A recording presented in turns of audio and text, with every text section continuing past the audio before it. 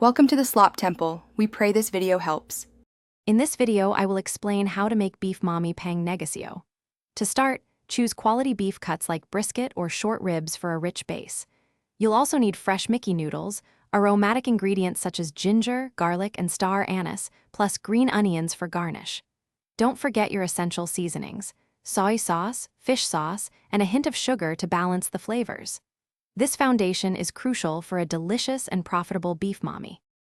Achieving a deeply flavorful broth is key for your beef Mami. Begin by simmering 2 kilograms of beef with your chosen aromatics for a minimum of 3 hours. Remember to regularly skim off any impurities that rise to the surface. This ensures a clear and appealing broth. Gradually season the broth with soy sauce and fish sauce, tasting as you go to reach the perfect balance. Finally, strain the broth for a smooth, clean base. Assembling your beef Mami perfectly ensures a delightful experience for your customers. First, cook your fresh Mickey noodles until they are just tender, which usually takes about 1 to 2 minutes.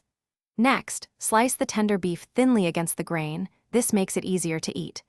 Arrange the cooked noodles, sliced beef, and your desired toppings neatly in a large serving bowl. Finally, generously ladle the hot, flavorful broth over all the ingredients right before serving.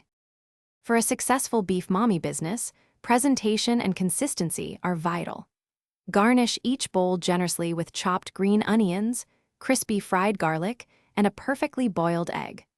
Offer chili garlic oil and fresh calamansi on the side, allowing customers to customize their flavor.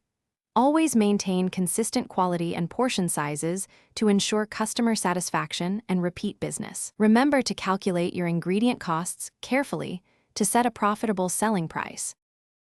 Thanks for watching. Consider subscribing if we helped you.